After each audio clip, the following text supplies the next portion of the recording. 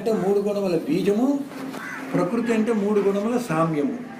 అంటే మూడు గుణములు బీజ స్థితి నుంచి అంకుర స్థితికి వచ్చి సమానంగా ఉన్నాయి. అక్కడ బ్రహ్మం ఏమయ్యాడు అంటే సగుణ బ్రహ్మం అయ్యాడు. ప్రకృతితో గుణములతో కూడి సగుణ బ్రహ్మం అయ్యాడు. కనుక మహత్ ఏమిటంటే మన సాధనకి మహత్ బ్రహ్మ అనేటువంటిది ఆఖరి. మన సాధనకి మహద్ రూపంలో ఉన్నటువంటి ప్రకృతి పురుషులు రెండు కలిగినటువంటి శివుడు శక్తి శివశక్త్యాత్మకంగా కలిసి ఉన్నటువంటిది మహత్తు. ఇప్పుడు వాళ్ళ బ్రహ్మజ్ఞానం అంటే మహత్తే బ్రహ్మజ్ఞానం. ఆ పైన అవ్యక్తం ఉంది. అవ్యక్తం బ్రహ్మజ్ఞానం కాదా అంటే మీకు అవ్యక్తం అనే పదంలోనే ఉంది. అవ్యక్తంలో అనుభవం కూడా వ్యక్త రూపంలో ఉండదు కనుక అక్కడ బ్రహ్మానుభవం లేదు. కానీ మహత్తులో బ్రహ్మానుభవం ఉన్నది. అహం బ్రహ్మన్నా అహిమాత్మ బ్రహ్మన్నా మహత్తు వరకే వెళ్ళాం మనం. అవ్యక్తానికి వెళ్ళాం. అవ్యక్తానికి వెళ్తే ఏమవుతుంది? బ్రహ్మనిష్టలో ఉండి ఒకవేళ అది మోక్షం అని అనుకున్నా కానీ తిరిగి వ్యక్తం అయ్యేటువంటి ఆస్కారం ఉన్నది అక్కడ. కారణం ఏంటంటే మూలా విద్య అవ్యక్తంలో బీజ రూపంలో ఉంది కాబట్టి, మూడు గుణములు బీజ రూపంలో ఉన్నాయి కాబట్టి. ప్రకృతిలో కూడా మూడు గుణములు సామ్యావస్థలో ఉన్నాయి. మూడు గుణములు సామ్యావస్థలో ఉన్నటువంటి శక్తితో కూడి బ్రహ్మము శివస్వరూపమై శివశక్త్యాత్మకమై మహత్తులో ఉన్నాడు. ఈ మహత్తులో ఉన్న బ్రహ్మలో అహంకారం పుట్టింది. అహంకారం ఎప్పుడైతే పుట్టిందో అదే మహదహంకారం అంటున్నాం మనం. ఈ అహంకారం ఎప్పుడు పుడుతుందండి? మనలో ఆత్మ అనాత్మ రెండు ఉన్నాయి. అనాత్మ అంటే మూడు శరీరాలు పంచకోశాలు, ఆత్మ అంటే సచ్చిదానందము అనేటువంటి కేవల చైతన్యం. ఈ దేహంలో ఆత్మ అనాత్మ రెండు ఉన్నాయి. అనాత్మేమో జడము, ఆత్మేమో చిత్తు. అంటే చిజ్జడములు రెండు ఉన్నాయి. ఎక్కడైతే ఆత్మ అనాత్మ రెండు కలిసి ఉన్నాయో లేక ఎక్కడైతే చిజ్జడములు రెండు ఎక్కడ కలిసి ఉన్నాయో అక్కడ చిజ్జడ గ్రంథి అని ఒక ముడి ఏర్పడుతుంది. ఆ చిజ్జడ గ్రంథియే నేను. రమణ మహర్షి నేనెవరో తెలుసుకున్నారంటే ఆ చిజ్జడ గ్రంథిలో, ఆ గ్రంథిలో నేను తోచింది. నేను తోచింది అంటే అర్థం ఏంటి? మొదటి నుంచి లేదు, ఇప్పుడు తోచింది. దేనికైతే ఆది ఉన్నదో దానికి అంతం ఉన్నది. ఆద్యంతము అనేది మోక్షము పరమపదము. నేనుకి మరి ఆది ఉన్నది కాబట్టి అంతం ఉన్నది. మరి తిరుగు ప్రయాణంలో అహం బ్రహ్మ దాకా వచ్చినవాడు అహం పోగొట్టుకున్నప్పుడు అహంకి అంతం వచ్చింది. అప్పుడు తాను బ్రహ్మమై ఉన్నాడు. అహం బ్రహ్మలో అహం ఉన్నది. అహాన్ని కూడా పోగొట్టుకున్న తర్వాత వాడు మహద్బ్రహ్మ అయ్యాడు. అంటే మహదహంకారంలో ఉన్నటువంటిది ప్రకృతి పురుషుల యొక్క సమీకరణం వల్ల రెండూ కలిసి సంపర్కంగా ఉండటం వల్ల అక్కడ నేను తోచింది. అక్కడ నేను తత్వంగా తోచింది. అందుకని అది మహత్ అహంకారం అన్నాం. అక్కడ నేనుకి వ్యాపారం లేదు, వ్యవహారం లేదు, అనుభవం లేదు. నేను తత్వరూపంలో ఉంది.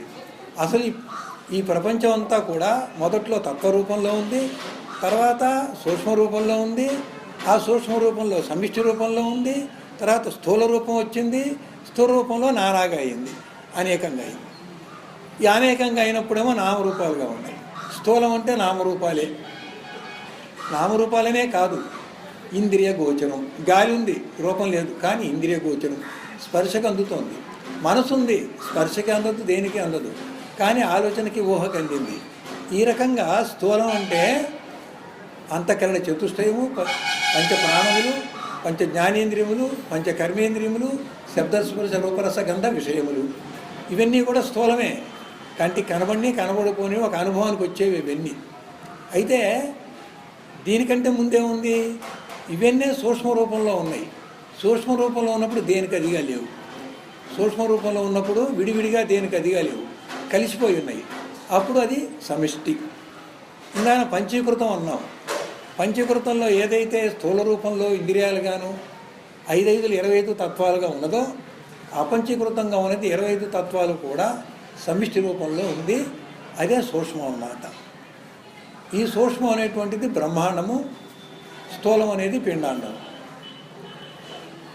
బ్రహ్మాండంలో ఉన్న సూక్ష్మము, ఆ సూక్ష్మం రాకముందు ఎలా ఉందంటే తత్వరూపంలో. తత్వరూపంలో ఏమేమి ఉన్నాయి? బ్రహ్మము తత్వరూపంలో ఉంటేనేమో మహత్తు. మరి ఈ ప్రపంచము, ఈ ప్రకృతి, ఇది తత్వరూపంలో ఉన్నది ఏది అంటే తన్మాత్ర. తత్ ప్లస్ మాత్ర. మాత్ర అంటే ఏంటి? తత్ ప్లస్ మాత్ర తన్మాత్ర, చిత్ ప్లస్ మాత్ర చిన్మాత్ర, సత్ ప్లస్ మాత్ర సన్మాత్ర, చిత్ ప్లస్ మయము చిన్మయము. నకారం వస్తుంది చూడండి. చిత్ ప్లస్ మయము చిన్మయము, చిత్ ప్లస్ మాత్ర చిన్మాత్ర, తత్ ప్లస్ మాత్ర తన్మాత్ర. నకారం వస్తుంది సంధిలో. కనుక తన్మాత్ర అంటే ఏంటి? ఆ హోమియోపతి బసవయ్య గారు గురువు గారు చెప్తారు. మాత్ర అంటే ఏంటండి? హోమియోపతి మాత్ర అంటే చాలా పొటెన్సీ, హై పొటెన్సీ. ఎంత చిన్నదైతే అంత శక్తి. ఏమండి? ఎంత తక్కువైతే అంత తక్కువ శక్తి. ఎంత సూక్ష్మాతి సూక్ష్మం అయిందనుకోండి, అది అనారోగ్యాన్ని పోగొట్టే శక్తి ఎక్కువ ఉంటుంది. దాంట్లో పొటెన్సీ ఎక్కువ ఉంటుంది. తక్కువ పొటెన్సీతో రోగం కుదరకపోతే పొటెన్సీ పెంచుతాం. పొటెన్సీ ఎంత పెరిగితే అది తన్మాత్ర, పొటెన్సీ ఎంత తగ్గితే అది సూక్ష్మం, పొటెన్సీ ఇంకా అసలు దాదాపు ఉందా లేదా అన్నప్పుడు స్థూలం.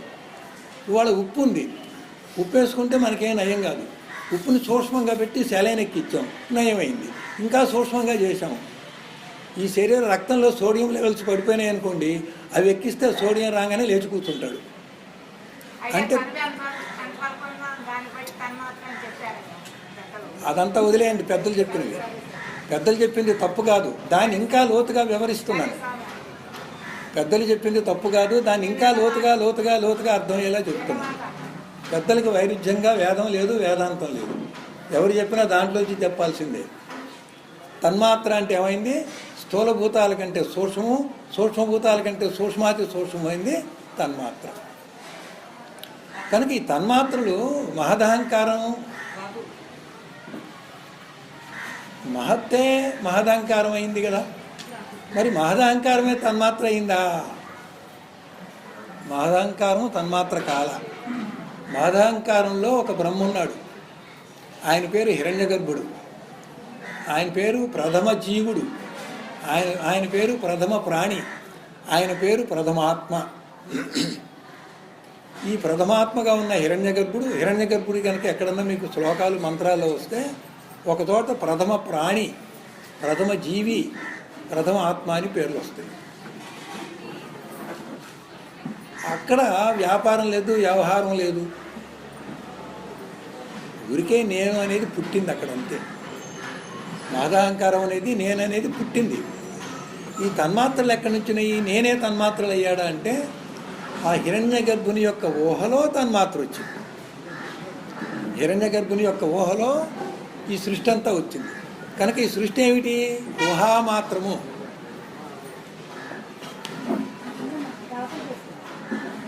ఈ హిరణ్యగర్భుడే బ్రహ్మ, చతుర్ముఖ బ్రహ్మ. ఈ బ్రహ్మకే సంకల్పం వచ్చింది. సంకల్పం అంటే ఏంటి? ఒక ఊహ యొక్క లేక ఒక ఆలోచన యొక్క ప్రారంభ స్థితిని సంకల్పం అంటారు. చిత్తవృత్తులు వచ్చినప్పుడు ఆ చిత్తవృత్తి మనసుకెళ్ళి ఆలోచనగా మారింది.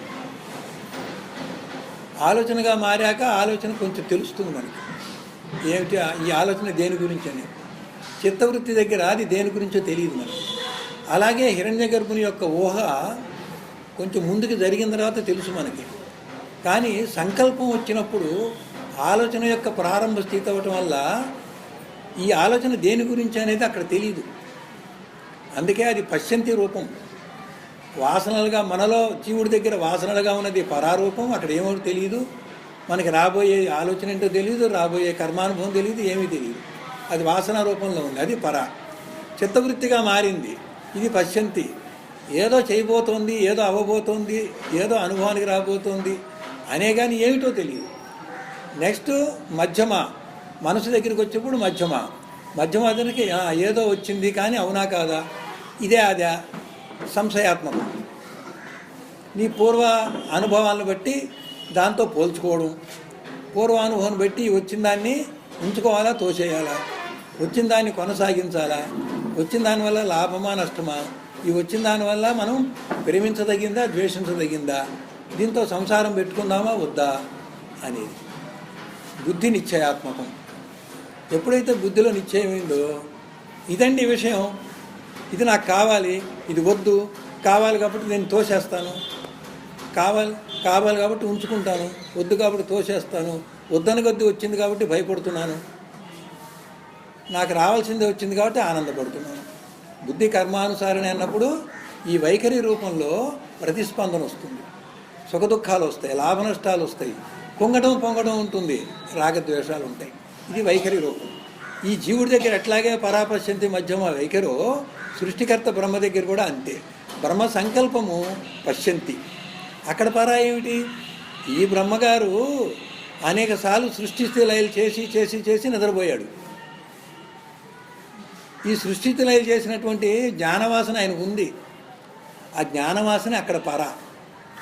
ఆ పరా ఉన్న పరాలో బ్రహ్మలో పరారూపంలో ఉన్న జ్ఞానవాసనే బ్రహ్మలో మనకి చిత్తవృత్తి వచ్చినట్టుగా బ్రహ్మలో సంకల్పం వచ్చింది. చిత్తవృత్తి తర్వాత మనసుకు వెళ్ళినట్టుగా బ్రహ్మలో ఊహా పరంపర కొనసాగింది. ఊహ దేని గురించి అండి? దేని గురించి కాకుండా ఒక ఊహ ఉంటుందా? ఒక ఆలోచన దేని గురించి కాకుండా ఉంటుందా? ఆలోచన అంటే దేనో దాని గురించి ఉంటుంది, కానీ సంకల్పంలో దేనో దాని గురించి ఉన్న సంగతి తెలియదు. అందుకని ఆలోచన యొక్క ప్రారంభ స్థితి అన్నారు శాస్త్రంలో. మరి ఆలోచన వచ్చేసిందిగా, ఈ ఆలోచన దేని గురించో తెలియాలిగా. నామరూప ప్రపంచం గురించి, నామరూప ప్రపంచం గురించి ఆలోచన వచ్చింది. ఇప్పుడు ఆలోచన వేరు, నామరూప ప్రపంచం వేరా? ఆలోచన ఆగిపోతే ప్రపంచం ఉందా? ఆలోచిస్తూ ఉంటేనేగా ప్రపంచం ఉంది.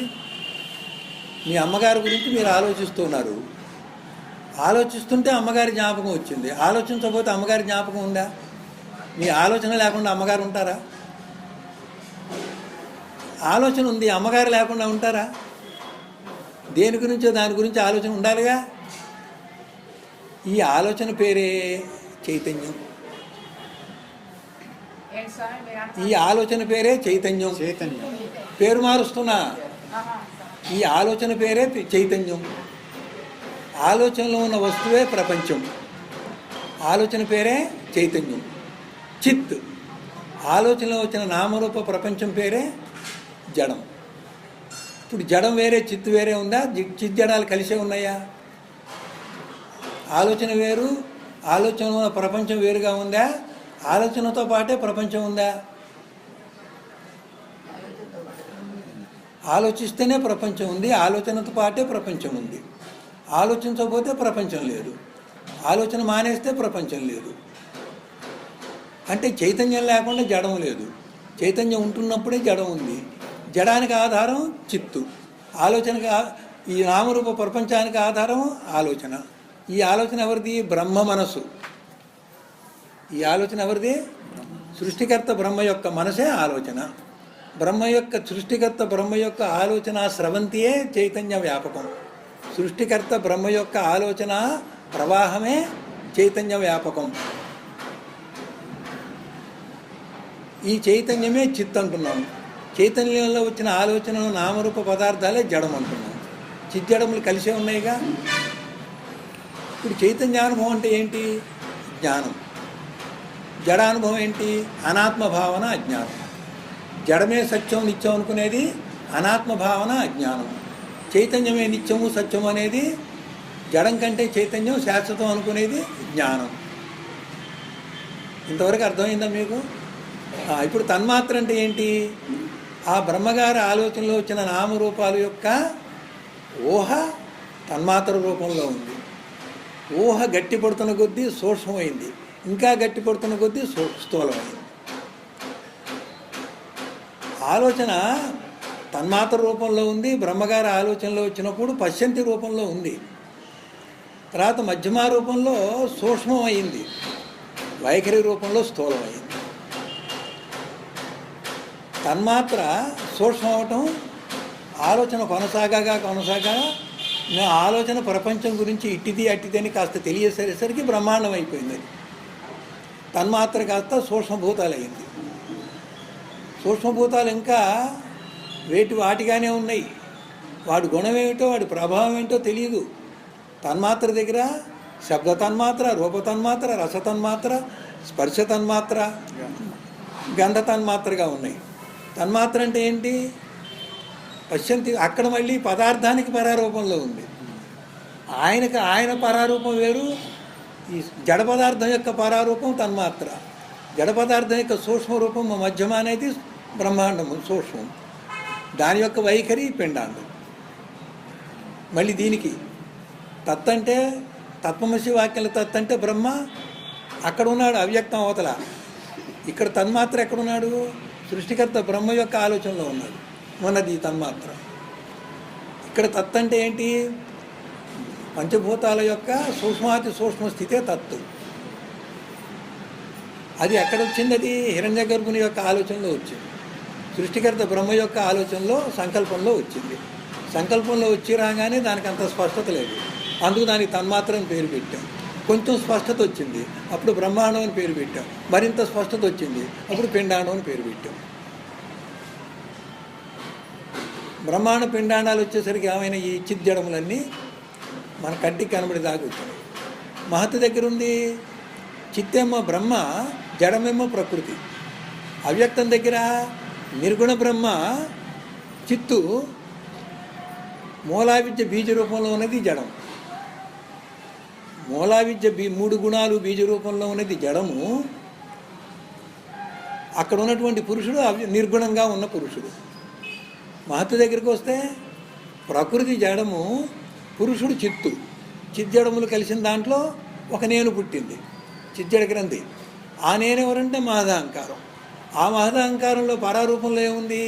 సృష్టికి సంబంధించినటువంటి సృష్టి స్థితిరాయ జ్ఞాన వాసన. ఆ వాసన పరాశక్తి ప్రేరణ చేత ఆ బ్రహ్మకి సంకల్పం కలిగింది. ఆ సంకల్పం కలిగినప్పుడు సృష్టి ఈ విధంగా ఉండాలి, ఆ ఉందని స్పష్టంగా లేదు. ఆ తర్వాత ఆలోచనగా మారింది. ఆలోచన కొన్ని నామరూప ప్రపంచానికి సంబంధించిన ఆలోచనగా మారింది. నామరూప ప్రపంచమేమో చిత్తు, ఆలోచన ఏమో అదేమో జడము, ఆలోచన ఏమో చైతన్యం. చిజ్జడములు కలిసినాయి. అంటే ఈ చిత్తే పురుషుడు, ఆ జడమే ప్రకృతి మహత్తు దగ్గర. ఇక్కడికి వచ్చేసరికి చైతన్యమే పరమాత్మ, జడమే ప్రకృతి. ఈ పరమాత్మ ప్రకృతితో కలిసి ఉన్నాడు. ఈ చైతన్యం ఎక్కడుందంట? ఆ జడ ప్రకృతి అంతా వ్యాపకమైంది. నీ ఊహ ఎక్కడుంది? మీ అమ్మగారిని మీ నాన్నగారిని ఊహించినప్పుడు మీ ఊహ ఎక్కడుంది? మీ అమ్మగారి రూపం అంతా మీ ఊహే. ఎక్కడ మీ ఊహ లేదో అక్కడ మీ నాన్నగారి రూపం కట్ అయింది, లేదు. సగం సగంగా చూశారా అమ్మని, నాన్న సగం పూర్తిగా చూశారా? పూర్తిగా చూసినప్పుడు మీ ఊహ కూడా మీ అమ్మగారి రూపంలో పూర్తిగా వ్యాపించిందిగా. అలాగే విశ్వం గురించి ఆ మహదహంకారం అనే చతుర్ముఖ బ్రహ్మ పూర్తిగా ఆలోచించాడు. పూర్తిగా ఆలోచించిన విశ్వం అంతా కూడా ఆ బ్రహ్మగారి యొక్క ఊహ, ఆలోచన పూర్తిగా వ్యాపకమైంది. ఎక్కడెక్కడ జడం ఉందో అక్కడెక్కడ చిత్తుంది, అణోరణీయానుగా ఉంది, మహతో మహ్యానుగా ఉంది. ఎంత ఆలోచిస్తే అంత మహత్తుగా ఉంది, ఎంత సూక్ష్మంగా ఆలోచిస్తే అంత సూక్ష్మంలో కూడా ఆలోచన ఉంది. ఆలోచన పోకుండా ఉండేటువంటి చోటు ఎక్కడుంది? ములుగుతో సందు లేకుండా అంతా ఉంటుంది అది. మరి ఆలోచన యొక్క సారమే ఊహలో వచ్చిన పదార్థమే ఈ జడము, చిజ్జడంలో వచ్చింది. తన్మాత్ర అంటే ఇప్పుడు ఎక్కడి నుంచి వచ్చిందండి? మహదహంకారమే తన్మాత్ర కాల. మహదహంకార రూపంలో ఉన్న హిరణ్యగర్భుడు లేక చతుర్ముఖ సృష్టికర్త బ్రహ్మ యొక్క సంకల్పం ద్వారా వచ్చిన ఆలోచన పరంపరలో ఈ నామరూప ప్రపంచం ఉంది. మొదట్లో తన్మాత్రగా ఉంది. ఆలోచనలో కొంచెం స్పష్టత వచ్చేసరికి సూక్ష్మభూతాలైంది, మరింత స్పష్టత వచ్చేసరికి స్థూలభూతాలైంది. అంటే ముందు గాలి రూపంలో ఉంది, తర్వాత ఆవిరి రూపంలో ఉంది, తర్వాత ద్రవ రూపంలో నీరు రూపంలో ఉంది, ఆ తర్వాత మంచుగడ్డ రూపంలో ఉంది పిండాండము, ద్రవ రూపంలో ఉంది బ్రహ్మాండము, ఆవిరి రూపంలో ఉంది తన్మాత్ర. మీకు అర్థం అవ్వాలని మీరు 2 రకాల ఉదాహరణలు చెప్తున్నా. ఆవిరి రూపంగా ఉంది తన్మాత్ర, ద్రవ రూపంగా ఉంది బ్రహ్మాండము, మంచుగడ్డగా ఉన్నది పిండాండం. అంటే బ్రహ్మగారి యొక్క ఆలోచన క్రమక్రమంగా వ్యాపక స్థితి ఎలా ద్రవ స్థితి ఎలా ఘనస్థితికి మారింది. వ్యాపక స్థితి వచ్చినప్పుడు ఒక పంచీకరణ అయింది, ఘనస్థితి వచ్చేసరికి మరో పంచీకరణ అయింది. స్థూలభూతాల పంచీకరణే సూక్ష్మభూతాల పంచీకరణే స్థూలభూతాలు. అంటే ఆలోచన గట్టిపడుతుంది. ఆలోచన గట్టిపడుతున్న కొద్దీ మరి కఠినత్వం వచ్చింది. కఠినత్వం వచ్చిన దగ్గర నుంచి అక్కడ బంధం వచ్చింది. దీని నుంచి మళ్ళీ బయటపడటం కష్టం. ఇప్పుడు మీరు కూడా అంతే. ద్రవరూపంగా వ్యాపకం అయ్యారనుకోండి 4 చోట్లకి వెళ్తారు. వాయు రూపంలో అనుకోండి అంతటా వ్యాపిస్తారు మీరు. అహంకారం అంటే ఏంటి? పృథ్వీతత్వం. ఒకసారి పంచకరణకి వెళ్ళండి, ఆకాశం ఒక పరక పృథ్వీతో కూడి అహంకారం అయింది. ఎంత గట్టిది ఇది! నేను పోగొట్టుకోవడం ఎంత కష్టం, అంత పరిమితం అయిపోయింది. మరి పృథ్వీతత్వంగా ఉన్నటువంటి దాన్ని ఆకాశంలో పరకలో పృథ్వీతత్వం తీసేశావు. అప్పుడు ఏమైంది? ఆకాశం అంత వ్యాపకం అయ్యావు నువ్వు.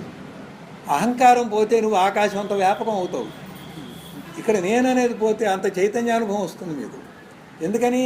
చిత్తు జడం కలిసి ఉంది. జడం ఆబ్సెంట్ అయితే చైతన్యంగా ఉంటావు. అనాత్మభావం పోతే నువ్వు ఆత్మవే. జడభావం పోతే నువ్వు చైతన్యానుభవంలోనే ఉంటావు.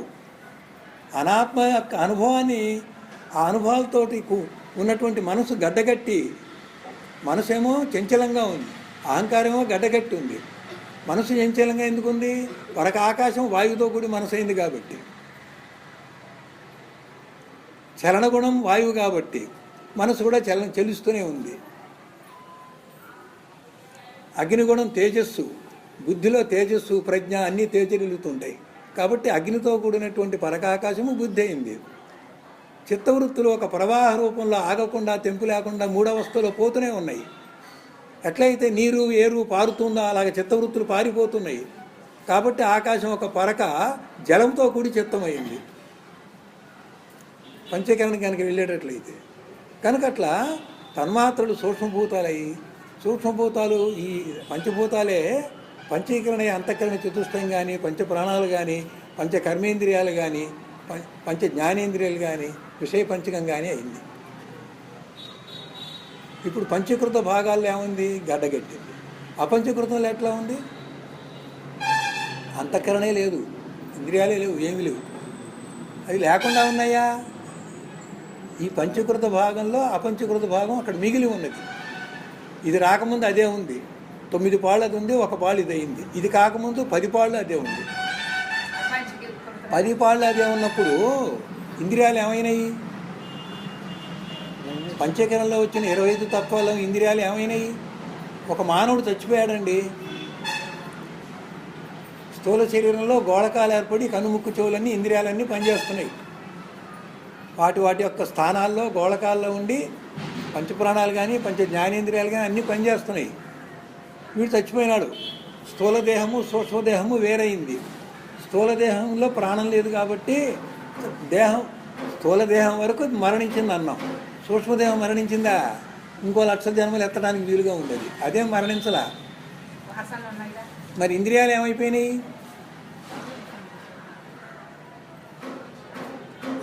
గోళక స్థానాలు ఉన్నప్పుడు అది వ్యాపకమైంది. విషయాన్ని పట్టుకొని గ్రహించి వాడు లోపలికి తీసుకుంది. వ్యవహారం వ్యాపకం, లోపలికి తీసుకోవడం, గ్రహించడం, వ్యాపించడం, గ్రహించడం, వ్యాపించడం చేసింది.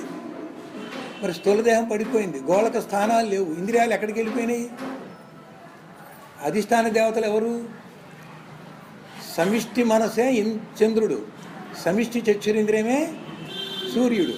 కాబట్టి మనిషి మరణించిన తర్వాత చక్షురింద్రియం ఎక్కడికి వెళ్ళింది?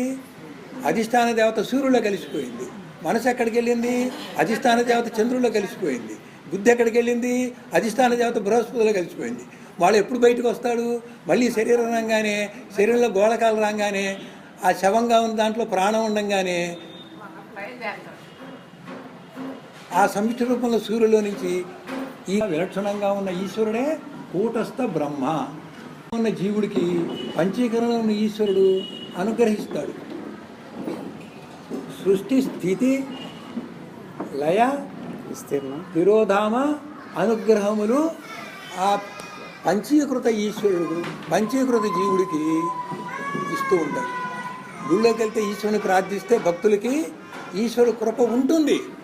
ఇది పంచీకరణలో ఉన్న ఈశ్వరుడు పంచీకరణలో ఉన్న జీవుడికి. పంచీకరణ దాటిన జీవుడు కూటస్థాత్మ, పంచీకరణ దాటిన ఈశ్వరుడు కూటస్థ బ్రహ్మ. విచారసాగరంలో అమ్మగారు విచారసాగరం వీళ్ళకి చెప్తుంది. చేతనాంశ ఆభాసాంశ అని ఇచ్చాడు. ఆభాస జీవుడికి ఆభాస ఈశ్వరుడు అనుగ్రహిస్తాడు. చేతన జీవుడు చేతన ఈశ్వరుడు కూటస్థులే. ఆ కూటస్థ అనుభవంలో జీవాత్మ పరమాత్మ ఒకటే, చేతనాంశ జీవుడు చేతనాంశ ఈశ్వరుడు ఒకటే. ఆ భాషలోనే ఈ భేదం. చేతనాంశలో జీవేశ్వరుడు ఒకటే, ఆ భాషలో జీవుడు వేరు ఈశ్వరుడు వేరు. పంచీకృత భాగంతో ఉన్నటువంటి ఇద్దరు కూడా వేరువేరుగా ఉన్నారు. ఆ పంచీకృత భాగంలోనే ఈశ్వరుడు సమిష్టి, ఆ పంచీకృత భాగంలోనే జీవుడు వెష్టి. అపంచీకృత భాగం అయితే జీవుడు లేడు, ఈశ్వరుడు లేడు. వెష్టిలో ఆ కూటస్థ ఆత్మని ఏ పేరైతే పెట్టావో, బ్రహ్మాండ పంచీకరణలో కూటస్థ బ్రహ్మ కూడా అదే పేరు పెట్టావో. స్వానుభవంలో రెండూ ఒకటే. అది జీవేశ్వర ఐక్యం అంటే. అసలు జీవేశ్వర ఐక్యం అంటే జీవుడు చేతనాంశగా మారి వెష్టి సమిష్టి భేదం కోల్పోవడమే. నిద్రపోయేవాడు వెష్టా సమిష్టా? తుర్యంలో కూడా అంతే. నిద్రపోయేవాడు వెష్టి సమిష్టి ఉందా? వెష్టి భావనే లేదు. ఇంకా సమిష్టి భావన ఏంటి? వెష్టికి సమిష్టికి తేడా లేదుగా. మేల్కొంటే సమిష్టి ఈశ్వరుడు వేరు, వెష్టి జీవుడు. ఇద్దరు ఈశ్వరుడు నిద్రపోయాడు, జీవుడు నిద్రపోయాడు. ఇప్పుడు వెష్టి భేదం సమిష్టి భేదం ఇద్దరికి ఉందా? నేను వెష్టిని, నాకంటే సమిష్టిలో ఈశ్వరుడు ఉన్నాడు, నేను జీవుణ్ణి, నన్ను అనుగ్రహించే ఈశ్వరుడు వేరే ఉన్నాడు అని గాఢ నిద్రలో ఉందా? గాఢ నిద్రలో ఎట్లా లేదు, తుర్యావస్థలు కూడా అట్లా లేదు. గాఢ నిద్రలో అజ్ఞానం కమ్మింది, తుర్యానిస్తులో అజ్ఞానావరణ తొలగింది. ఈ రెండు కూటస్థ స్థితే. అజ్ఞానావరణ చేత అసలు సుషుప్తి అభిమాని ఎవరండి? ప్రాజ్ఞుడు. ప్రజ్ఞ అంటే ఏంటి? ప్రజ్ఞానం బ్రహ్మ. అదేంటి నిద్దట్లో ప్రాజ్ఞుడు ఉండటం ఏంటి? ప్రాజ్ఞుడే బ్రహ్మ కదా, నిద్దట్లో బ్రహ్మం ఉండటం ఏంటి? గాఢ నిద్ర అభిమాని ఎవరు? ప్రాజ్ఞుడు. ప్రాజ్ఞుడు అంటే ప్రజ్ఞాస్వరూపుడు. ప్రజ్ఞాస్వరూపుడు అంటే బ్రహ్మమే. నిద్దట్లో బ్రహ్మం ఉన్నాడా? ఉన్నాడు, కానీ అనుభవంలో లేదు. ఎందుకని? అజ్ఞానావరణ. దాన్ని అజ్ఞానం ఆవరించింది. తాను బ్రహ్మమైనప్పటికీ తాను బ్రహ్మం అనేటువంటి జ్ఞానం లేకుండా అజ్ఞానం ఆవరించింది. అయినప్పటికీ వాడు ప్రాజ్ఞుడే. ప్రాజ్ఞుడు అవ్వబట్టే గాఢ నిద్ర హాయిగా ఉంది. రాత్రి హాయి ఎక్కడి నుంచి వచ్చింది? హాయి ప్రాజ్ఞుడి కంటే వేరే ఉందా? ఆ ప్రాజ్ఞుడే ఆనంద స్వరూపుడు కాబట్టి ప్రాజ్ఞుడికి హాయి వచ్చింది. మరి హాయి అప్పటికి తెలిసిందా? అజ్ఞత వల్ల తెలియలా. ఉందా లేదా? మెలకువలో ఉందంటున్నావు, లేనిది మెలకువలో ఉందని తెలుస్తుందా? ప్రతి గాఢ నిద్ర శూన్యం అనుకో, ప్రతి జాగ్రత్త అవస్థలు మళ్ళీ పుట్టాలి. నువ్వు నిన్నటి జ్ఞాపకాలు పోవాలి, రోజుకోసారి పుట్టాలి. గాఢ నిద్ర శూన్యం అయితే రోజుకోసారి పుట్టాలి. నిన్నటిది మొన్నటిది మర్చిపోవాలి. నిన్న పాఠాలు మర్చిపోయి వాళ్ళ కొత్తగా మళ్ళీ ఓనామాలు చదవాలి. తర్వాత పదాలు వాక్యాలు చదివే బదులు నిద్రపోయావు, మళ్ళీ లేస్తే మళ్ళీ ఓనామాలే చదవాలి. అంటే నిద్రలో లేకుండా పోలా. స్మృతి రూపంగా, స్ఫురణ రూపంగా, స్మృతి రూపంగా, సంవిత్ రూపంగా, ప్రాజ్ఞుడు రూపంగా నువ్వు ఉన్నావు. తెలుసుకునే తెలివి రూపంగా నువ్వు ఉన్నావు. ఆ తెలివికి ఏదైతే తెలిసిందో ఆ తెలివి ఆ ప్రాజ్ఞుల్లో ఉన్నది. ఉండబట్టే ఆ నిద్రలో నిద్రపోయినా ఆకాశపు ఏమి తెలియపోయినా లేవంగానే నిన్నటిది మొన్నటిది కిందటి సంవత్సరం నీ పుట్టినప్పటి నుంచి జ్ఞాపకం ఉన్నాయి. వాడు ఉంటూనే ఉన్నాడు కాబట్టి కనుక గాఢ నిద్ర శూన్యం కాదు. శూన్యమైతే అసలు ఏ అనుభవం ఉండకూడదు. లేచి నాకు శూన్యానుభవం ఉంది అంటే అది నిర్విషయానుభవం. జాగ్రత్త స్వప్నాల్లో విషయాలు ఉన్నాయి, గాఢ నిద్రలో విషయాలు లేవు. విషయాలు లేకపోవడాన్ని మీరు శూన్యమని పేరు పెట్టారు. మళ్ళీ విషయాలు రాగానే మిగతా రెండు అవస్థలు వచ్చినాయి. అప్పుడు శూన్యం కూడా ఒక అనుభవం అయింది. కాబట్టి ఈ ప్రాజ్ఞుడికి మూడు అనుభవాలు ఒకదాని తర్వాత ఒకటి గ్యాప్ లేకుండా ఉన్నాయి. అయితే శూన్యానుభవం అనేది ఒక అనుభవమే. అందుకని నిద్ర మేల్కొన్నాక నాకు ఏమీ తెలియలేదు అంటున్నావు. నువ్వు ప్రాజ్ఞుడు అవటం వల్ల హాయిగా ఉందంటున్నావు. ఇప్పుడు తురియంలో ఈ ప్రాజ్ఞుడు ఏమయ్యాడు?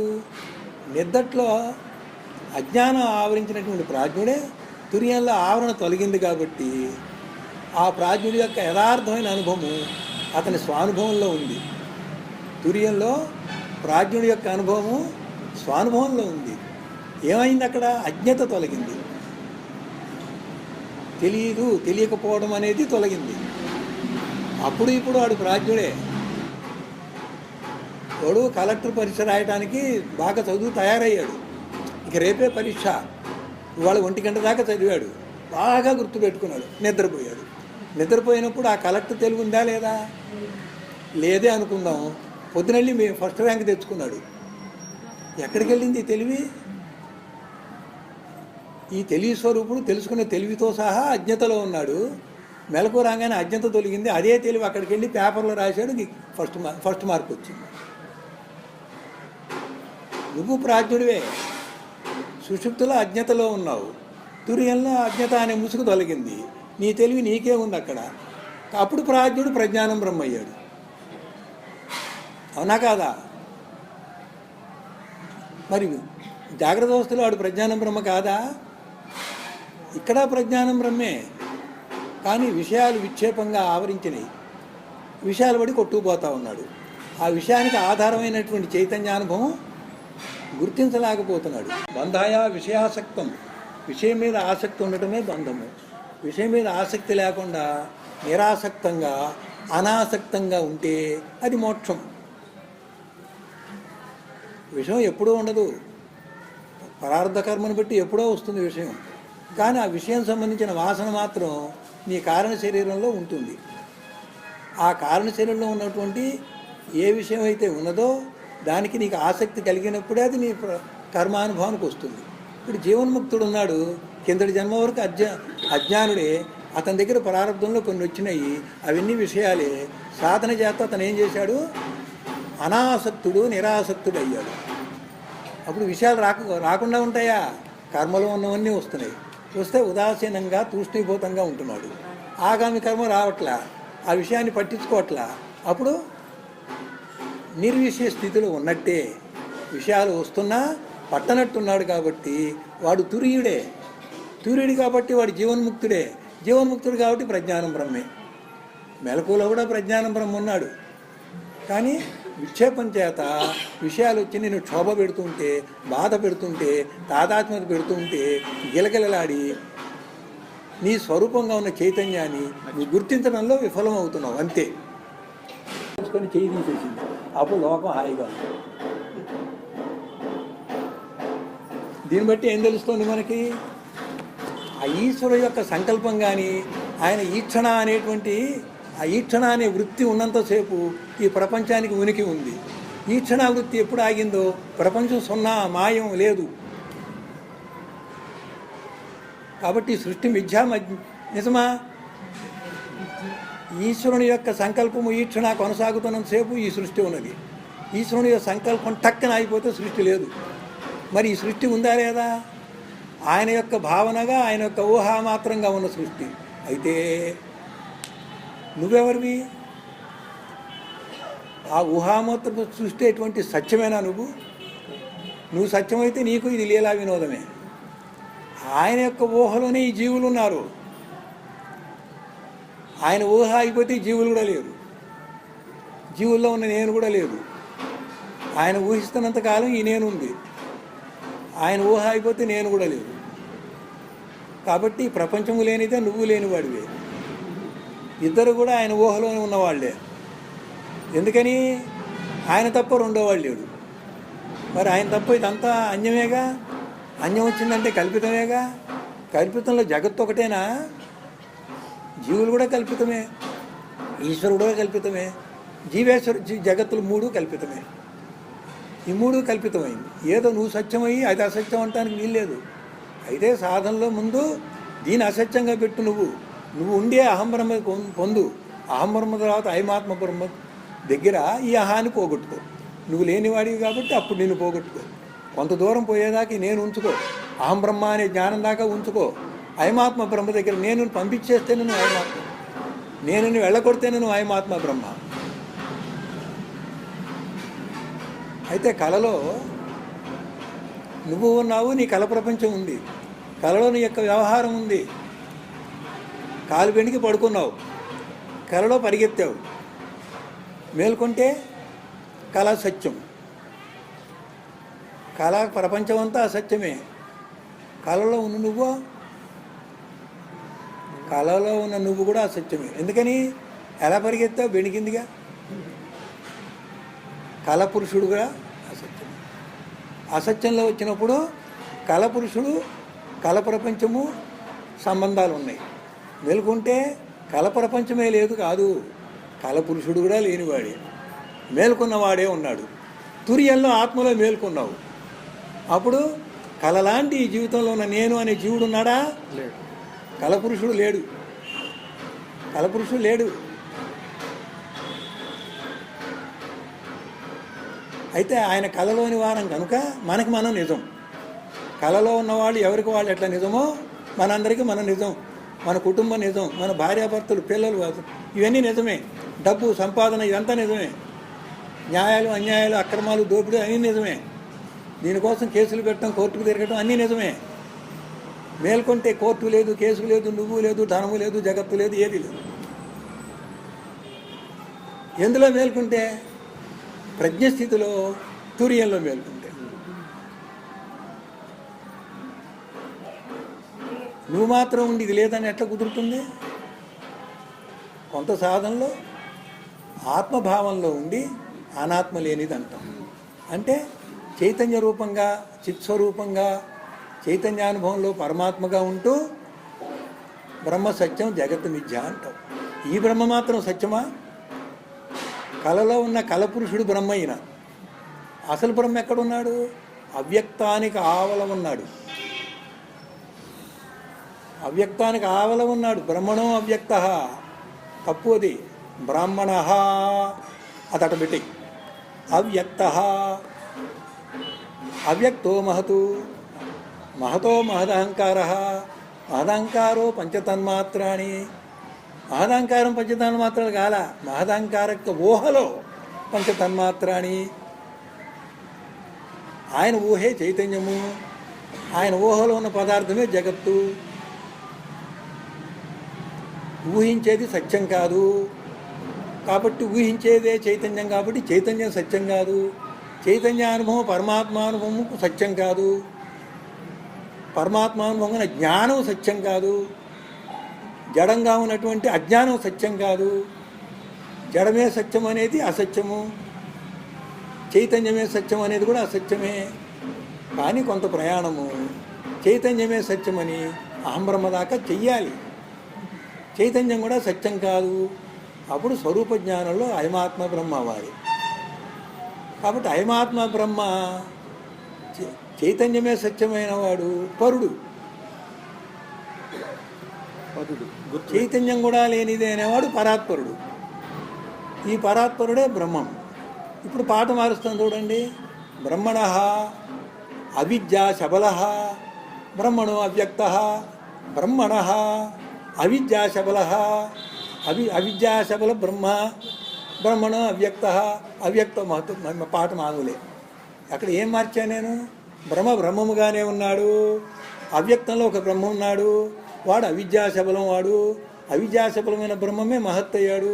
ఆ మహత్తే అహంకారం అయ్యాడు. అహంకారం యొక్క ఊహలో తన్మాత్రలు వచ్చినాయి. ఆయన ఊహా సంకల్పం గట్టి పుడుతున్న కొద్దీ బ్రహ్మాండ పిండాండాలు వచ్చినాయి. ఎక్కడ వీడిందండి? ఆ విడదీసేది ఎక్కడ అంటే త్రయమంత్రంలో. మహాకారణం దాకా బ్రహ్మణో అవ్యక్త. త్రయమంత్రం ఇచ్చేసరికి అవిద్యాశబల బ్రహ్మణో అవ్యక్త. అంటే నువ్వే బ్రహ్మజ్ఞానం పొందావు? అవిద్యాశబల బ్రహ్మజ్ఞానం పొంది. అసలు బ్రహ్మ ఎక్కడున్నాడు? త్రయమంత్రంతో చెప్తాం. ఎప్పుడు ఆపాలో చెప్తే ఆపుతా నేను. అంతేనా?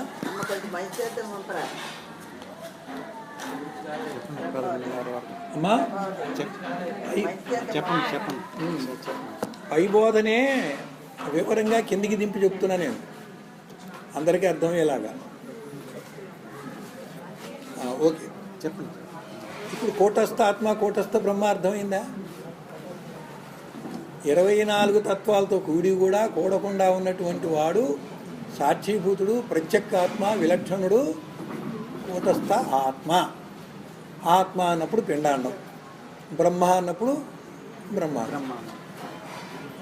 ఈ సమిష్టి ఇంద్రియాలు అధిష్టాన జీవుని పరంగా ఉన్న అధిష్టాన దేవతలే ఈశ్వరునికి సమిష్టి ఇంద్రియాలు. అక్కడ బ్రహ్మాండ పంచకరణలో సమిష్టి బుద్ధి రూపుడు, సమిష్టి మనోరూపుడు అయినటువంటి ఈశ్వరుడు ఈ అధిష్టాన దేవతల ఇంద్రియాలతో కూడి ఉన్నాడు. అక్కడ ఈ సమిష్టి ఇంద్రియాలైనటువంటి అధిష్టాన దేవతతో కూడకుండా ఉన్నటువంటి ఈశ్వరుడే, కూటస్థంగా ఉన్న ఈశ్వరుడే కూటస్థ బ్రహ్మ. ఇంకొక మెట్టు పైకి వెళ్దాం.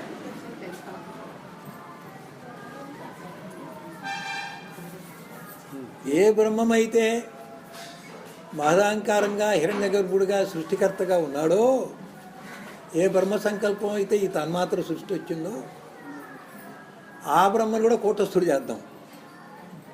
వాడికి సంకల్పం వచ్చింది, పూర్వ సృష్టి జ్ఞానవాసన ఉంది, దానివల్ల ఊహ వచ్చింది, ఊహలో జడ పదార్థాలు వచ్చినాయి, ఊహ జడ పదార్థాలకి చిజ్జడ జగత్ అయింది, జడ పదార్థానుభవం అజ్ఞానమైంది, చైతన్యానుభవం ఊహానుభవం జ్ఞానమైంది, ఊహానుభవమే చైతన్యానుభవం, అది జ్ఞానమైంది. జ్ఞానాజ్ఞానాలు పోయి చివరికి ఏమవ్వాలి? స్వరూపం కావాలి. చిజ్జడములు రెండు దాటాలి. ఆ స్వరూపానికి ఏం పెట్టారా అంటే చిదచిత్ విలక్షణము, సదసత్ విలక్షణము చెప్పారు. చిదచిత్ చిత్తు అచిత్తుకి, అచిత్ అంటే జడం, చిత్ అచిత్తుకి విలక్షణం. సదసత్ అంటే సత్తు అసత్తుకి విలక్షణం. అసత్తు అంటే జడము, మార్పు చెందేది, వికారం చెందేది. సత్ అంటే శాశ్వతమైనది, మార్పు చెందనిది, నిర్వికారమైనది. కనుక అసద్భావన అజ్ఞానం, సద్భావన జ్ఞానం. ఎన్ని రకాలుగా చెప్పాం?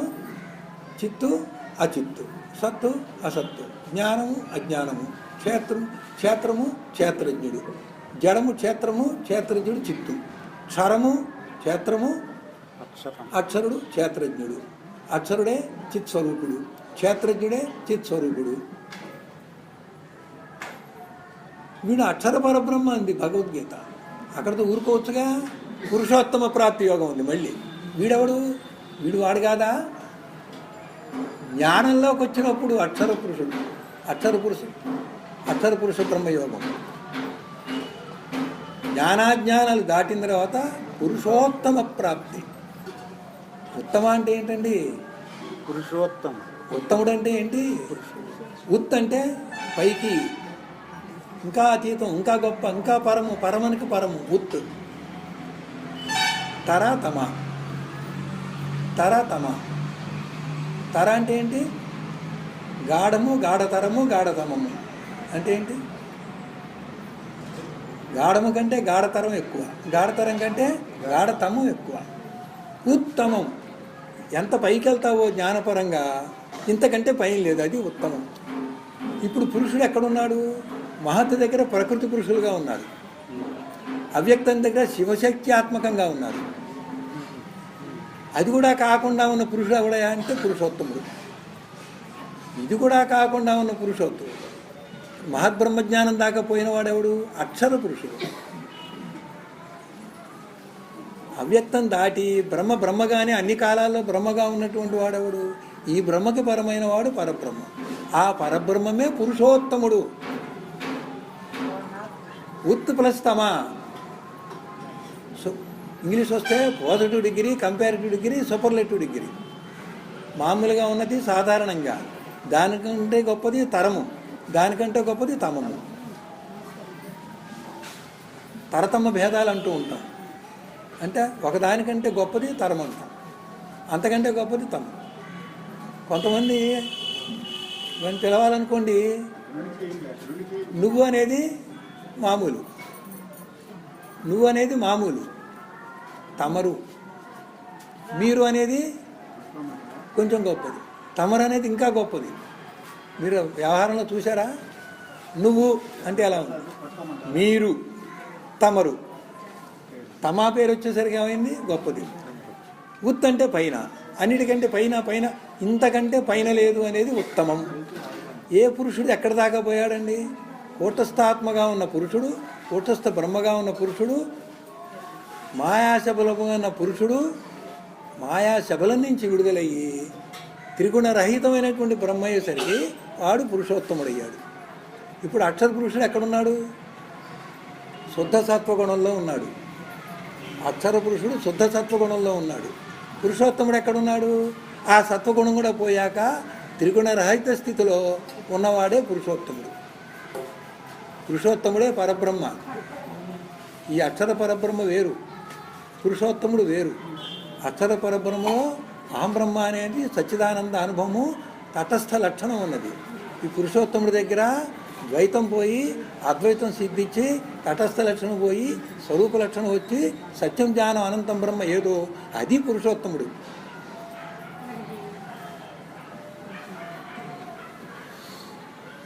మరి ఎలా దొరికాడండి? 9 పాళ్ళు అక్కడ ఉంటుంది కాబట్టి దొరుకుతాడు. మొత్తం దిగితే దొరకడు. ఎక్కడికక్కడ లక్ష్యం ఉంది. దశాంగుళ న్యాయం అంటే నువ్వు పైకి వెళ్తున్న కొద్దీ 10వ వంతు పోయి 9వ వంతు దాంట్లోకి అనుభవం పొందుతున్నావు. మళ్ళీ అది ఎక్కడి నుంచి వచ్చిందో దాంట్లో ఇది 10వ వంతు. మిగతా 9 వంతులకి గుత్తు తమం గుత్తు తరం గుత్తు తరం తరించి తరించి తరించి ఉత్తమం. ఇక తరించడానికి లేదు. అసలు తారకం అంటే తరించడమే. తారకం అంటే తరించడమే. ఎంత తరిస్తావు? ఇక తరించడానికి వీల్లేనంత తరిస్తే అది ఉత్తమం. ఎవడయా? పురుషుడు. పురుషుడు ఎవరు? మీలో పురుషుడు ఉన్నాడా లేదా? ఉన్నాడా? మీరు పురుషుడా స్త్రీయా? అందరూ పురుషులు. ఎట్లా? లింగభేదము ఉపాధికే. లోపల ఉన్నవాడు పురుషుడే. లింగభేదం ఉన్నదే ప్రకృతి. ఉపాధియే ప్రకృతి. ఉపాధి పంచభూతాలతో తయారైంది, అందుకే అది ప్రకృతి. ఆత్మ దేంతోనూ తయారు కాలాలు అన్ని కాలాల్లో ఉన్నాడు, వాడు పురుషుడు. ఇక్కడ ఏ పురుషుని పేరు పెట్టి పైకి నడిపామో ఇక ప్రకృతి లేకుండా తనకు తానుగా ఉన్న పురుషుడే పురుషోత్తముడు. మూలా విద్యలో కూడా 3 గుణాలు బీజంగా ఉన్నాయి. ప్రకృతిలోనేమో 3 గుణాలు సామ్యంగా ఉన్నాయి. బ్రహ్మణ అవిద్యా శబల అన్నప్పుడు అవిద్యా శబలం దగ్గర నుంచే ప్రకృతి పురుషులు ఉన్నాయి. బ్రహ్మ అన్నప్పుడు ఇంకా పైన అవిద్యా శబలం కాని దానికి ఇంకా పై స్థితిలో బ్రహ్మ దగ్గర పురుషుడు కూడా లేడు. ప్రకృతి లేనే లేదు. ప్రకృతి లేనే లేదు. ప్రకృతిని బట్టే వాడికి పురుషుని పేరు వచ్చింది. ప్రకృతి ఎప్పుడైతే లేదో వాడికి పేరే లేదు. పేరే లేదంటే ఇప్పుడున్న పేరు కంటే గొప్పది అనేసి వదిలేయాలి. దానికి పేరు పెట్టడానికి లేదు కాబట్టి ఇంతదాకా పురుషుని నడుపుకుంటూ వెళ్ళాం. అక్షర పరబ్రహ్మ అన్నాం ఆ పురుషుణ్ణి. ఇంకా పైకి నడిపాం. ఇక ఆ పురుషుడు ఉత్తముడు అన్నాం. వాడికి వేరే పేరు లేక ఈ పురుషుడికే ఉత్తమ పురుషుడని పురుషోత్తముడని పేరు పెట్టాం. కనుక ఏదో పేరు పెట్టాలిగా, లక్ష్యం కావాలిగా మనకి. అది కంటికి కనబడదండి, ఏదో ఉందండి బ్రహ్మండి, అది మీరు అవ్వండి అంటే ఎట్లా అవ్వాలండి? అదంటే ఏంటని అడుగుతారుగా. దానికి పేరన్నా పెట్టాలిగా. ముందు ఏదో పేరు నీకు అర్థమైనపోయినా ఆ పేరు లక్ష్యంగా పెట్టుకొని ప్రయాణం చేస్తాం. అక్కడికి వెళ్ళాక అదే నువ్వైతే నీ పేరు నీకే తెలియదు. పురుషోత్తమ ప్రాప్తి యోగం వచ్చిన తర్వాత నేను పురుషోత్తమునే నాడు చెప్పడు. ఎందుకంటే నేనే పోయింది. చెప్పే నేను లేకపోతే అనేవాడెవడు? బుద్ధిని దాటే కదా అయ్యాక. బుద్ధే లేకపోతే అదేం చెప్తాడు? స్వస్వరూప జ్ఞానం అంటమే స్వస్వరూప సాక్షాత్కారం అంటమే తప్ప దానికి ఇంకో పేరేమన్నా వాడటానికి ఉందా? వారు పంచీకృతం అపంచీకృతం అంటే పూర్తి వివరాలు చెప్పట్లా, నేను నిచ్చెన చెప్తున్నా. ఇట్లా పైకి ఎక్కడ స్థూలంగా పిండాండ లెవెల్లో ఈ విభాగం ఎట్లా ఉంది? చిజ్జడ గ్రంథిలో నేను ఎట్లా తోచాడు. పైకి వెళ్ళాం. ప్రకృతి పురుషుల్లో ఎట్లా ఉంది? మహారహంకారం పుట్టింది. ఇంకా పైకి వెళ్ళాం. పురుషుడే లేడు అక్కడ. అవ్యక్తంలో పురుషుడు అవ్యక్తంగా ఉన్నాడు. అవ్యక్తంలో వ్యక్తమయ్యే ఆస్కారం ఉంది. వ్యక్తమయ్యే ఆస్కారమే మహత్తు. సృష్టికి ఉపక్రమణే మహత్తు. అవ్యక్తం బీజమైతే మహత్తు అంకురం. మాదాంకారమే మారాకేసింది. మారాకేసినప్పుడే ఆకును బట్టి ఇది పలానా మొక్క అని చెప్పాం. మహదాంకారంలోనే ఏ మొక్క తెలిసింది. మహత్తు దగ్గర అంకురిచ్చింది. అంకురం తెల్లటి మొలక. ఆకు వస్తే కానీ అది ఏ మొక్క తెలియలే. మహత్తు దగ్గర తెలియలే. అవ్యక్తం దగ్గర మొలక కూడా రాలా, అది విత్తు రూపంలో.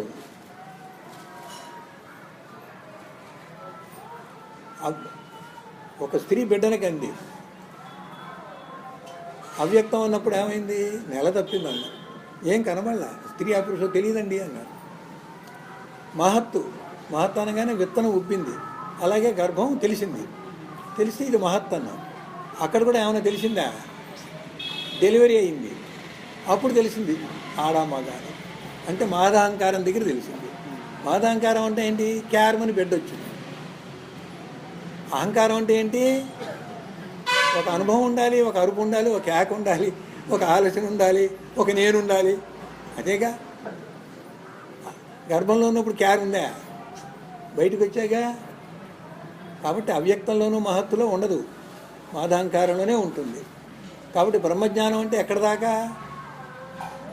మాదాహంకార బ్రహ్మ దాకా. మాదాహంకార బ్రహ్మం అంటే ఏంటి? పూర్వ సృష్టి జ్ఞానం ఉన్నవాడే, సృష్టి గురించి సంకల్పం చేసేవాడే. ఆ బ్రహ్మ నువ్వు అయ్యావు. ఆ బ్రహ్మ నువ్వు అయితే ఏం చేస్తావు? తిరిగి ఆ జ్ఞానవాసన చెరిపోయిపోతే ఏం చేస్తావు? మళ్ళీ సృష్టిస్తూ లయం చేస్తావు. చేసి అలాగే ఉంటావా? 9 వంతుల్లో ఉంటావా? ఒక వంతులో దిగుతావా? ఒక వంతులో దిగుతావు, ఈశ్వరుడు అవుతావు. ఈశ్వరుడిగా 9 వంతులు ఉంటావా? ఒక వంతు అవుతావా? ఆ 10వ వంతు అయ్యి జీవుడు అవుతావు. ఇది తిరిగి వచ్చే మోక్షమా? తిరిగి రాని మోక్షమా? తిరిగి వచ్చేది. ఒక వంతులోకి వెళ్తే తిరిగి వచ్చే మోక్షం. మిగతా 9 వంతులకి వెళ్తే అపంచకృతం వెళ్తే అది మోక్షం. పంచకృతం మెట్లెక్కితే తిరిగి వస్తావు. అపంచకృతం మెట్లెక్కితే తిరిగి రావు. తిరిగి రాని మోక్షం మనకు కావాలి. ఈ మాట ఎప్పుడు చెప్పాను? త్రైమంత్రం ఇచ్చాక చెప్పాను. అంతకుముందు దాని రహస్యం ఉన్నాం, రహస్యాత్రయం.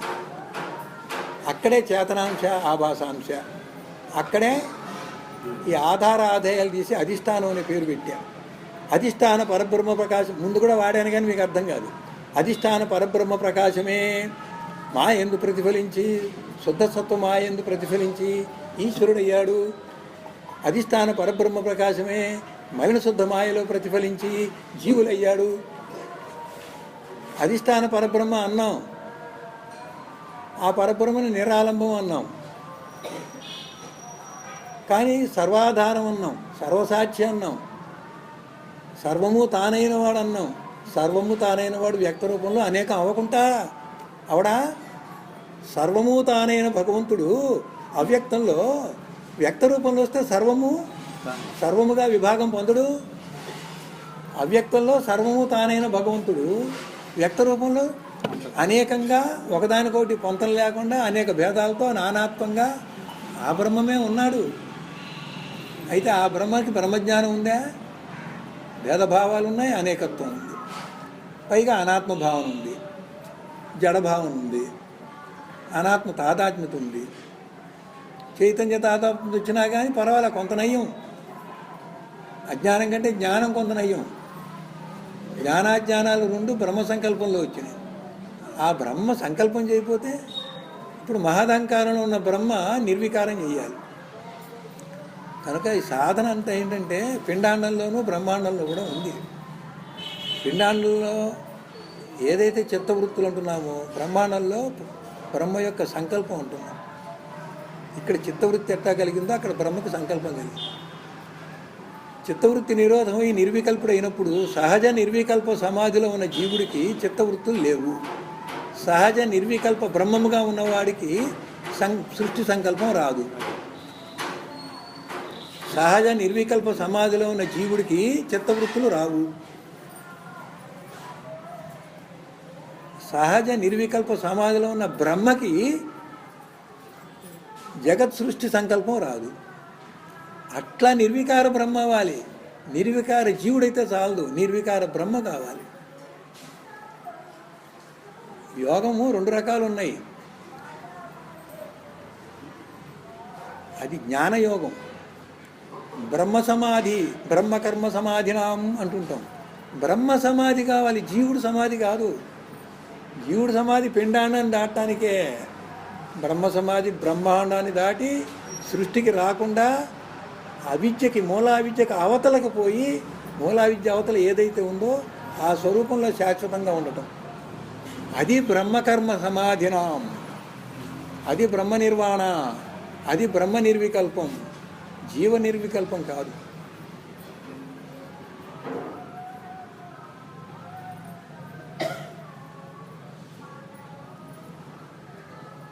దానికి మీరేం చేయాలి? అది ఒకటి ఉందని తెలుసుకుంటే సరిపోయిందా? అది అవ్వాలంటే ముందేం కావాలి? వ్యష్టి సమిష్టి అవ్వాలి, సమిష్టి నుంచి బ్రహ్మం అవ్వాలి. ఆ బ్రహ్మ యొక్క సృష్టి వ్యవహారం ఎట్లా ఉందో చూడాలి. అక్కడ సృష్టి వ్యవహారానికి ఏది మూల కారణంగా ఉందో చూడాలి. ఆ మూల కారణాన్ని ఛేదించి ఆ బ్రహ్మ సృష్టికి సంకల్పం చేస్తూ దిగకుండా ఆ బ్రహ్మ నిర్వికల్పంగా, అచలముగా, పరిపూర్ణముగా, శాశ్వతముగా ఉండేటువంటిది తెలుసుకోవాలి.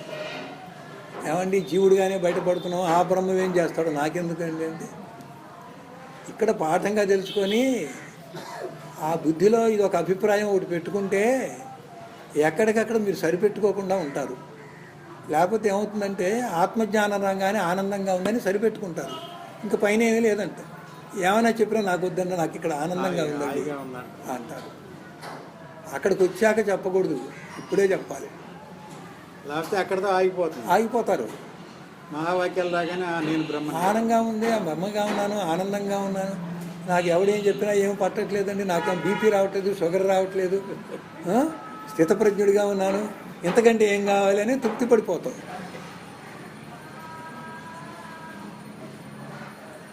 ఈ ఆనందం సాపేక్ష ఆనందం. అనృత జడ దుఃఖాలకి వ్యతిరేకార్థంతో పెద్దలు కల్పించినటువంటి లక్ష్యం.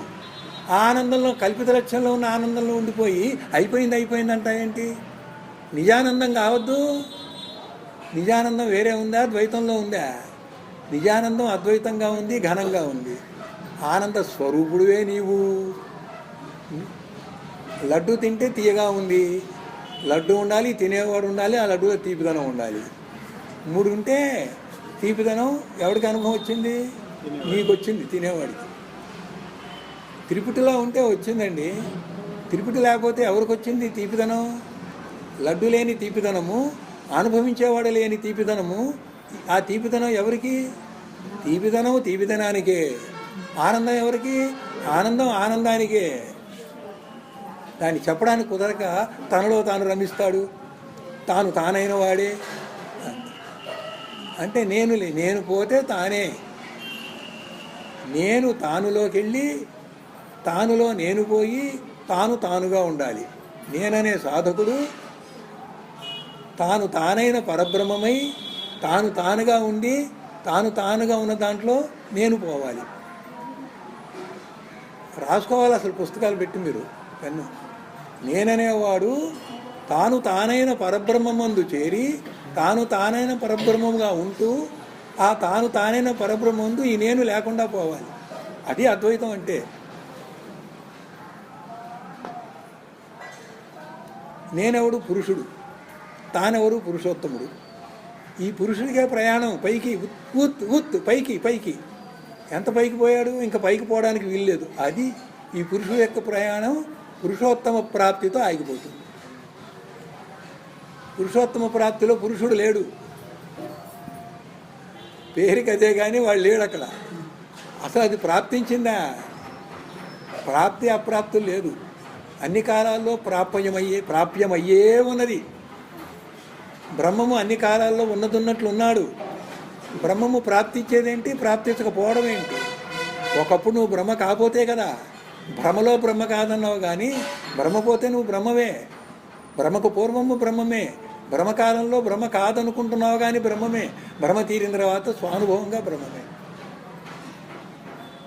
బ్రహ్మం అయినవాడే తిరిగి అవుతున్నాడు.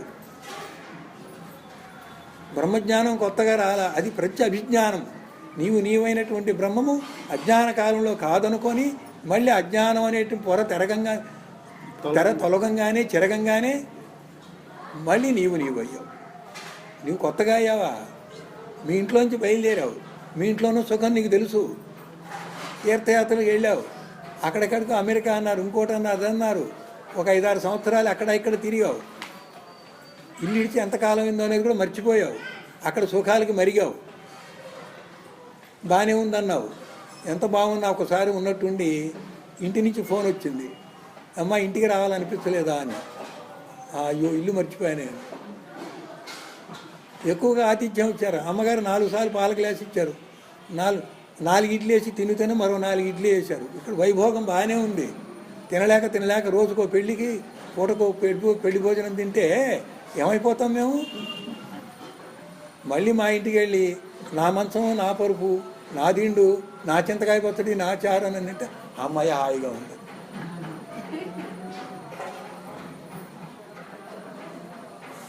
అంతేనా? అప్పుడు మీ ఇంటికి మీరు వెళ్ళంగానే ఆ హాయి కొత్తగా వచ్చిందా? ఆ ఇంట్లో ఉన్నప్పుడు హాయే మధ్యకాలంలో పోయి వేరే భోగాలకు పోయి సుఖదుఖాలకు పోయి మళ్ళీ మీ ఇంటికి రాగానే హాయిగా ఉంది. మరి ఈ హాయి ఎక్కువే కదా, మరి ఈ హాయి తక్కువే కదా, మరి ఇదే హాయి అంటావేంటి? ఓకే అంతే అన్నావులే, కానీ ఈ హాయి రెండోసారి వచ్చిందా మొదటిసారి వచ్చింది?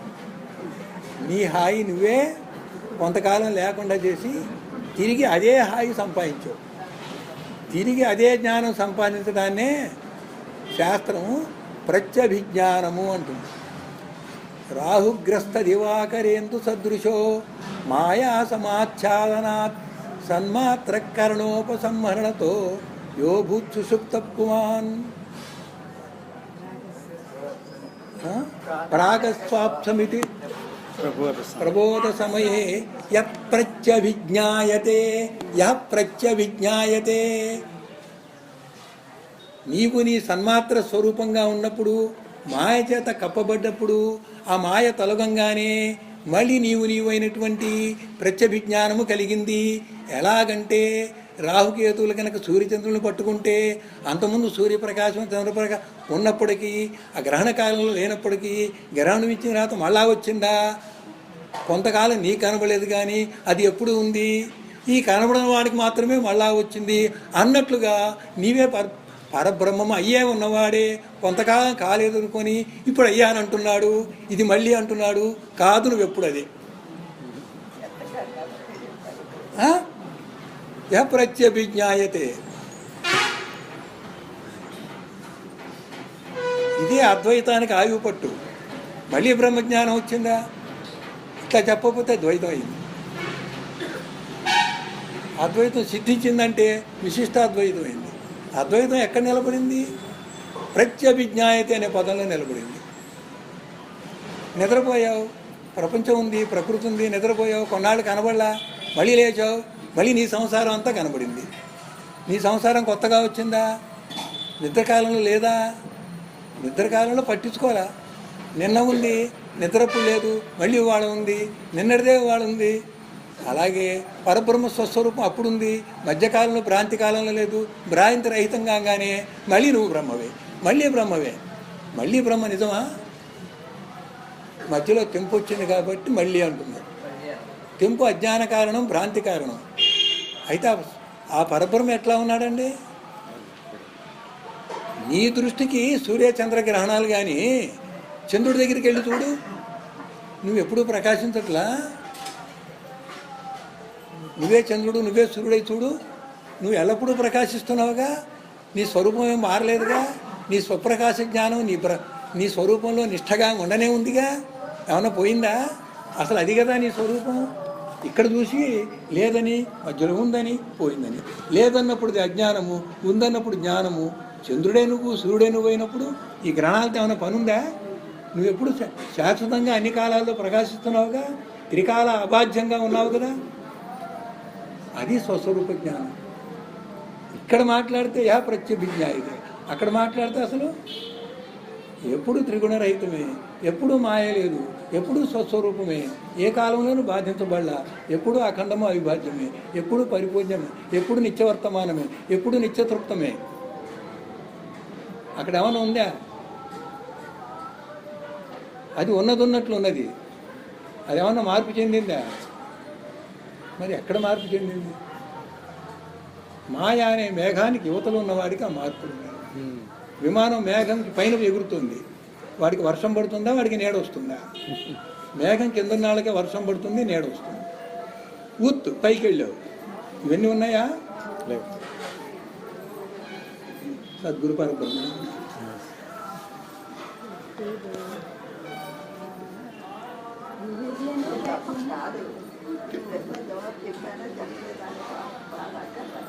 స్వరూపాన్ని అక్కడ నిలబెట్టారు. ఆ స్వరూపమే అనుకున్నాను.